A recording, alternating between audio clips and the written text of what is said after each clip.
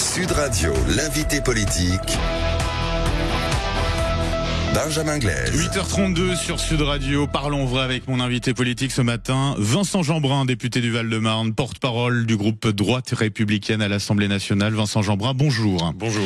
Et merci d'être avec nous ce matin. Avant d'évoquer l'actualité, quelques mots tout de même pour commencer concernant Olivier Marleix qui s'est donné la mort hier. Il était de votre famille politique, député LR, ancien président du groupe à l'Assemblée nationale. Il avait 54 ans. Un hommage solennel lui sera rendu à 15h à l'Assemblée. Que retenez-vous de lui ce matin, Vincent Jeanbrun? Je retiens beaucoup. Je retiens un vrai serviteur de l'État, quelqu'un qui était profondément amoureux de notre pays, de ses institutions, des grandes valeurs gaullistes qu'il voyait encore partout dans la Ve République. Quelqu'un d'extrêmement travailleur. Moi, je vois à quel point il était dévoué à sa tâche.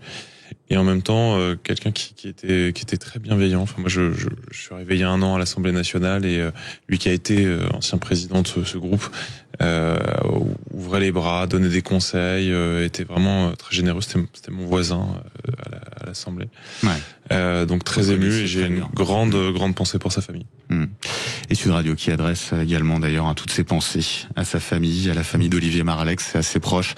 Vincent Jeanbrun, pour vous le combat politique continue au cœur de l'actualité. La police municipale, le gouvernement veut la renforcer. LFI l'a désarmée, la patronne des députés insoumis, Mathilde Panot, qui affirme qu'une police municipale n'a pas besoin d'être armée. Elle veut également supprimer la vidéosurveillance. Ce serait une double erreur selon vous? C'est vraiment une immensissime erreur. Nos concitoyens ont absolument besoin de protection et de sécurité. Au fond, moi je suis presque reconnaissant à Mathilde Panot, parce que elle a eu le mérite de dire le fond de ses convictions et de clarifier la ligne. Il y a désormais ceux qui sont très clairs, ils veulent pas de la police, ils veulent moins de policiers. Et nous, on veut plus de policiers et moins de délinquants. Au fond, il y a 2 camps, clairement aujourd'hui, ceux de l'ordre et de la justice et ceux des voyous. Parce que pourquoi elle dit ça?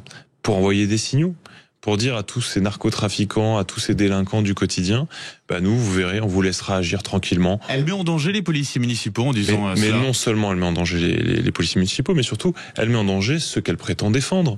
Parce que où est-ce qu'on a besoin le plus de policiers de proximité?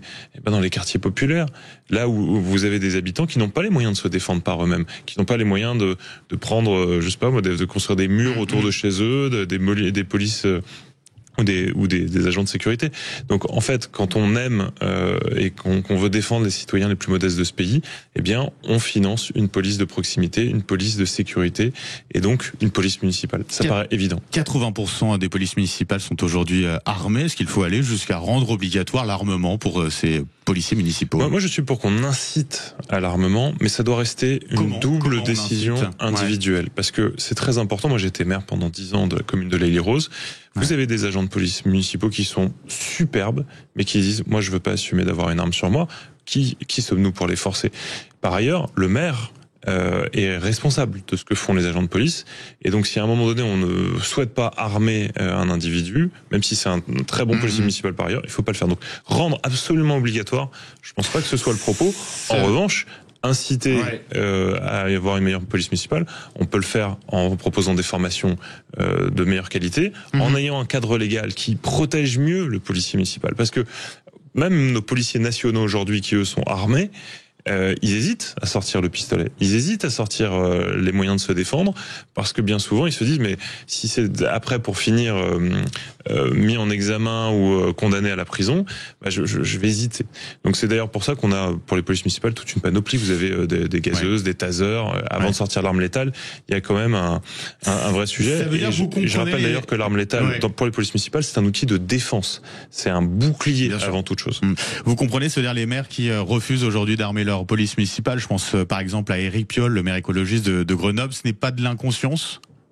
Non, mais je ne comprends pas les maires qui ne veulent pas armer leur police municipale dans leur ensemble. Je crois au fait que la police municipale, elle est efficace quand elle est armée, notamment parce que quand vous sécurisez vos policiers municipaux avec des armes létales, encore une fois, c'est pas pour aller abattre des gens, c'est pour se protéger d'agressions.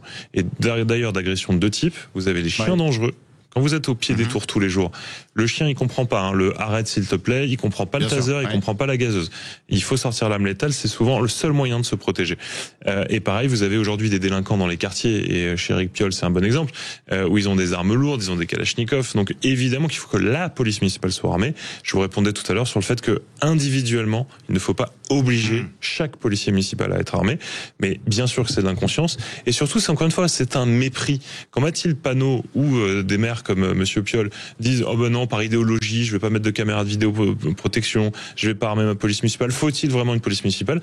En fait, c'est un crachat au visage de celles et ceux qui n'ont pas d'autre moyen de se protéger que de compter sur l'État et les collectivités et les villes. Vincent Jeanbrun, je rappelle, donc député du Val-de-Marne, porte-parole du groupe Droite Républicaine à l'Assemblée. Vous êtes également le rapporteur de la commission d'enquête sur les liens entre la mouvance islamiste et les partis politiques. Parlons-en. Commission d'enquête voulue par votre formation politique qui visait initialement la France insoumise. Or, c'est un insoumis qui pourrait prendre la présidence de cette commission, en l'occurrence Aymeric Caron, seul candidat officiellement déclaré hier. Pour vous, ce serait un énorme désaveu s'il est élu aujourd'hui.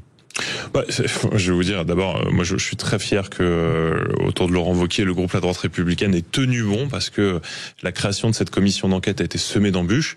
De quoi s'agit-il ? On a un rapport sur les frères musulmans, sur le frérisme, c'est-à-dire une secte qui veut abattre la République. Il n'y a pas d'autre mot. Une idéologie qui menace notre société, puisque c'est une idéologie séparatiste et suprémaciste. En gros, qu'est-ce qu'on a décidé dans notre belle République française ? On a dit, il y a des idées suprémacistes comme le nazisme, on n'en veut pas. Et on va les combattre partout où elles seraient présentes. Et ben, je dis qu'il faut faire pareil pour cette idéologie sectaire du frérisme qui consiste à dire il y a des gens supérieurs à d'autres, les hommes supérieurs aux femmes, les croyants pratiquants rigoristes seraient supérieurs aux non-croyants, etc., etc. Et donc il faut aller le regarder. Et là, qu'est-ce que fait cette commission d'enquête ? Elle va regarder spécifiquement si cette idéologie, elle a une influence sur la classe politique française. Aymeric Caron peut-il être élu président de cette commission ? Et j'y viens. Évidemment, il peut, parce que vous avez des formations politiques. Je pense notamment à l'UDR et au Rassemblement National, qui toute la journée vous expliquent qu'ils sont des patriotes et qu'ils luttent contre ce type d'idéologie, et qui là aujourd'hui, pour uniquement des questions politiciennes, c'est-à-dire en gros embêter les LR et que les LR prennent pas la lumière sur ce genre de combat, eh bien vont ne pas prendre part au vote et laisser potentiellement. Ça veut dire que le RN serait responsable si Aymeric Caron est. Mais c'est à eux qu'il faut poser la question. Mais très sincèrement, je sais pas ce que vous en pensez. Moi j'ai envie de dire aux électeurs du RN et de l'UDR, écrivez à vos députés qui siègent dans ces commissions. Vous avez Monsieur Odoul, vous avez Monsieur Jacobelli qui nous explique. Nous, si c'est Aymeric Caron, tant pis, débrouillez-vous avec. Ça va bien nous faire rigoler. C'est pas entendable. Enfin, sincèrement. Donc évidemment, on essaye de trouver d'autres solutions. Vous allez pousser une autre candidature. Je dois dire, vous avez notamment le groupe Lyot, qui est le groupe des indépendants, où j'espère qu'on trouvera une candidature parmi eux pour pouvoir. C'est pas le cas pour le moment. On a tout l'été pour prendre cette décision et on aura à voter en septembre. Mais en l'occurrence, la semaine dernière, on a eu une première élection de la présidence de cette commission. C'est une collègue députée socialiste qui a été courageuse, qui a dit moi il y a aucune accointance avec la droite, faut être très clair. Elle y allait pour faire une vraie présidence de séance et permettre à chacun de s'exprimer dans cette commission. Elle a subi trop de pression, elle a dû démissionner dans l'heure. Écoutez, c'est à elle de répondre, mais clairement, la France Insoumise lui a mis une grosse pression, son groupe lui a mis une grosse pression, c'est un peu la honte de la République. Au fond, cette commission, elle va démontrer qu'il y a deux camps. Il y a le camp de ceux qui défendent la République française, et il y a ceux qui sont prêts à défendre des idéologies de l'étranger, voire des idéologies pro-terroristes. Si on est cash, ce que vous pensez aujourd'hui, c'est que LFI a des liens avec des groupes qui se revendiquent de l'islam politique, voire du terrorisme islamiste, c'est ce que vous pensez ? Moi je suis comme vous, j'ouvre la radio, j'ouvre la télé, je lis la presse, et qu'est-ce qu'on entend ? On entend le Hamas, c'est un groupe de résistance et c'est pas des terroristes. Qu'est-ce qu'il y a derrière ça ? Quand vous avez des manifestations où vous avez des représentants de la LFI, donc des représentants de la République française théoriquement, qui sont côte à côte avec des gens qui prônent un autre modèle de société, il y a de quoi vous interpeller. Et puis on sait que ces grands pays, ces grandes puissances ont énormément d'argent. On aura aussi envie de suivre les flux financiers dans cette commission d'enquête. Pourquoi Madame Hassan, Rima Hassan, a ce type de comportement ? Pourquoi est-ce on a l'impression qu'elle est pro d'autres puissances. Revendiquent en tout cas, assument le fait de faire la différence. C'est ce qu'ils disent entre l'islam radical et l'islam, tout simplement. Ah, mais ce que je fais aussi, tout à fait. Alors il y a deux choses différentes. Vous avez des religions qui sont tolérées dans une république laïque qui est la nôtre, et puis vous avez un modèle de société. C'est pour ça que je vous parlais de suprémacisme tout à l'heure. C'est encore une fois, vous pouvez pratiquer votre religion, être totalement en accord et dans les clous de la République française. Vous avez une autre façon de voir les choses, c'est dire moi je veux que les hommes soient supérieurs aux femmes, que les croyants soient supérieurs aux non-croyants. Ça, c'est pas la République. Et je terminerai juste, puisque vous me demandiez, Monsieur Delogu qui va dire du mal de la France dans un autre pays, qui va embrasser un autre drapeau que celui de la République française, qui à aucun moment ne défend Boualem Sansal et vos confrères journalistes qui sont prisonniers. Aujourd'hui, est-ce que ça nous interroge pas? Est-ce qu'on se dit pas, mais dans quel but font-ils ça? Ont-ils une pression, une influence? Est-ce que vous avez des gens qui aujourd'hui financent ces mouvements? Est-ce qu'aujourd'hui, il y a une sorte de coalition finalement tactique entre la LFI et des grandes puissances du frériste? Si on va au bout de votre raisonnement, ça veut dire quoi? Ça veut dire que vous pensez vraiment que le but de Jean-Luc Mélenchon, c'est d'instaurer une sorte de république islamique en France? Je ne crois pas que ce soit son but à lui. Je pense que, comme on a vu il y a très très longtemps en Iran, il y a une sorte de convergence des luttes où vous avez par tactique, par cynisme politique, peut-être aussi par clientélisme, l'extrême gauche de Jean-Luc Mélenchon qui va faire alliance avec des radicalisés. Je vous rappelle que l'expression islamo-gauchisme, l'expression islamo-gauchisme naît en Iran quand vous avez l'extrême gauche qui s'allie aux mollahs de l'époque, pensant d'ailleurs manipuler les mollahs, et puis on a vu ce que ça a donné à la fin. Donc vous avez une réelle inquiétude, si Jean-Luc Mélenchon est élu en 2027, qu'on bascule vers une forme en tout cas de république islamique en France? En tout cas, que la République telle que nous la connaissons soit menacée dans ses fondements. Et puis, vous savez, c'est au micro de Sud Radio, c'était Jean-Jacques Bourdin à l'époque, qui avait en face de lui Manuel Bompard et qui finit par lui faire dire, mais alors vous voulez foutre en l'air la République? Emmanuel Bompard, coordinateur de la France Insoumise, dit bah oui, on veut foutre en l'air la République. Et tout est dit à ce moment-là, tout est dit sur votre antenne. Et donc moi c'est ça que je combats.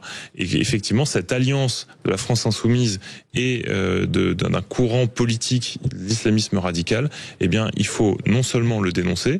Et le but de cette commission d'enquête, c'est de faire la pédagogie de ce que risque en réalité notre pays. Vincent Jeanbrun, la semaine prochaine, le 15 juillet, on passe à un tout autre sujet. François Bayrou qui donnera les grandes lignes du budget 2026.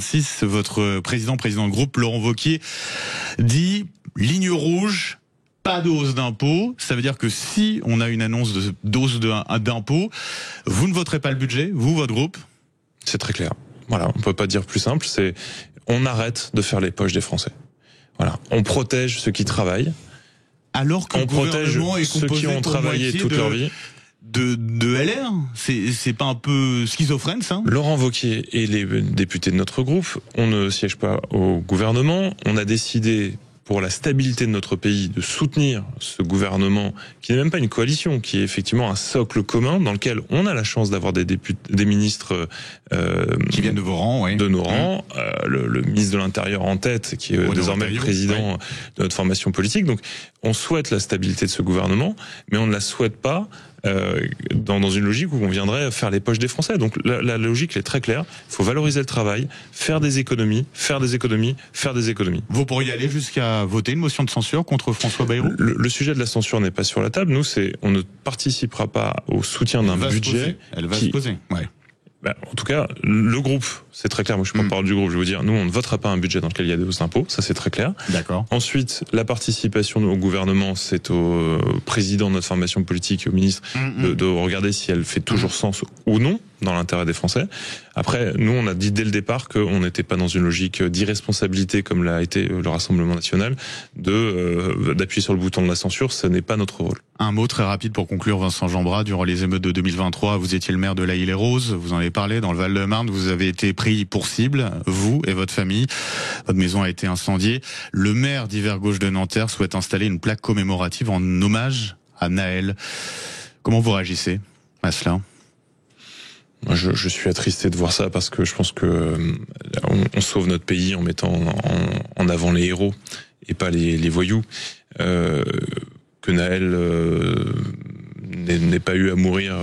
Évidemment, on peut pas souhaiter la mort de qui que ce soit, mais mettre un hommage à visiblement un délinquant multirécidiviste, je trouve ça scandaleux. Et je pense que c'est plutôt les héros qu'il faudrait qu'on mette en avant dans ce pays. Vincent Jeanbrun, député du Val-de-Marne, porte-parole du groupe Droite Républicaine à l'Assemblée nationale. Merci d'avoir été avec nous ce matin sur Sud Radio et très bonne journée à vous. Sud Radio, il est 8h47. Dans un instant, on fait le point sur cet incendie du côté de Narbonne. On sera d'ailleurs sur place avec Cynthia, fidèle auditrice de Sud Radio. À tout de suite.